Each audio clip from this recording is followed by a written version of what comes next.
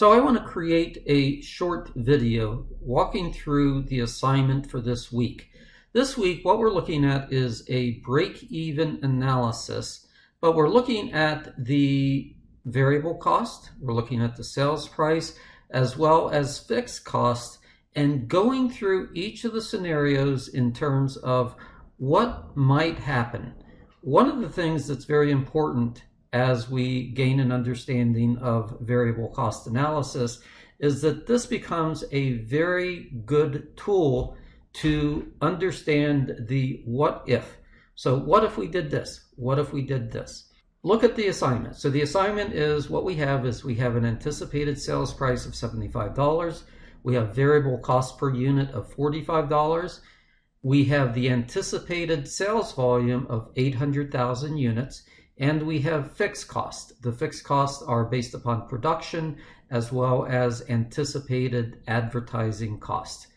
As you go through the assignment, what you see is various what-if scenarios. So as an example, in the first scenario, Dan says, if the sales price drops to $60 and we maintain our advertising budget at $15 million, I think we will generate additional sales or a total sales of 2 million units. As you're going through this problem, you'll see various scenarios. And what you're looking for is you're looking for the do nothing strategy and the what if strategy. What if we changed? What I'm going to do is I'm going to take similar scenarios, not the exact problem, but I've created a template in Excel. Let's work through this and work through various what-if scenarios, and we will see what we're trying to get at as we are going through this problem.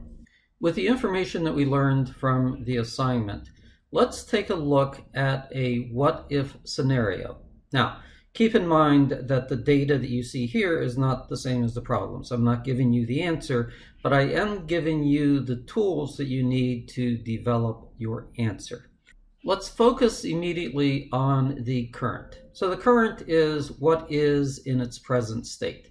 So in this example, what we have is at its present state, what management is saying is that we have a single product that has a sales price of $950. The variable cost per unit is $850.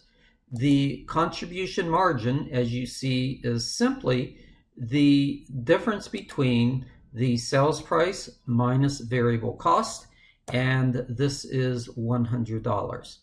We have a projected fixed cost of $3 million and a projected sales of 100,000 units.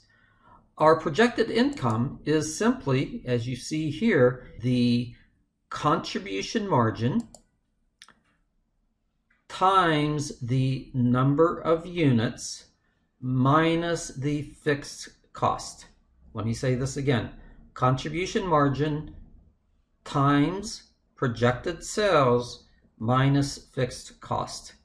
Based upon these numbers, we are projecting a net income of $7 million. Now, what I've done here is I've created a projected numbers. Right now, the projected numbers look exactly the same. So let's go through a couple of scenarios and see what might happen. So let's say that someone comes and says, okay, so what if we reduce the selling price by $50? So we're going to reduce this by $50. So now we have a $900 per unit sales price. Our variable cost is $850. We now have a contribution margin of $50. Our fixed cost remains the same. And if our projected sales remains the same, we have a projected income of now of $2 million. But what management is saying is they're saying, no, if we reduce the price by $50, we're going to sell an additional 300 units. So we're just going to add 300,000 units to this. So now instead of selling 100,000 units, we're going to projected sales of 400,000 units.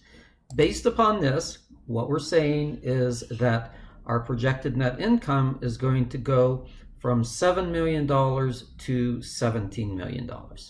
Okay, so that's a scenario. Let's say in the next instance, let's go back over here and look at the projected income. We'll keep everything the way it is. So right now, again, $7 million, $7 million. What we're saying is in the next instance, if we pay a commission of $20 per unit, then we can double our sales. Okay, so if we pay a commission of $20, since the commission is on a per unit basis, this is going to be a variable cost. So we are going to increase our variable cost by $50 per unit. And what they're saying is that if we increase our variable cost by $50 per unit, we are going to sell an additional 100,000 units.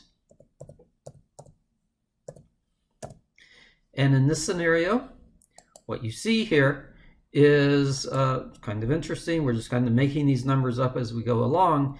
If we increase the variable cost by $50, our contribution margin goes down by $50, but we are increasing our sales by $100,000. Well, what you see is that there is no net change in our projected income. So if we actually go through this scenario, we are going to say, you know what?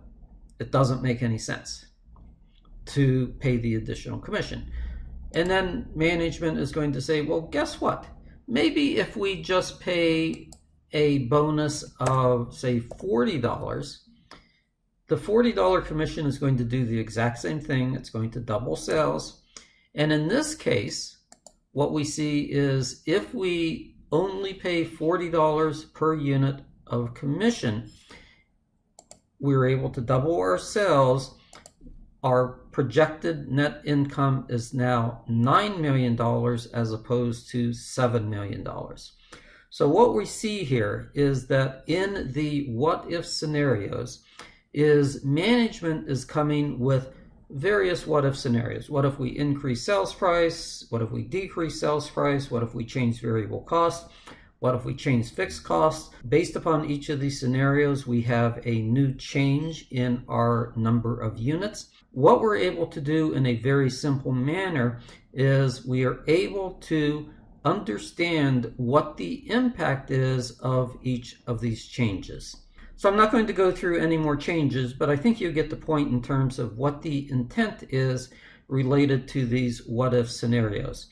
I'm going to post this video along with this template that I think you'll find helpful as you're going through this assignment. Those that are listening on the video on YouTube, send me an email and I'm more than happy to provide the video for you. I thank you very much for your time, and everyone have a good day.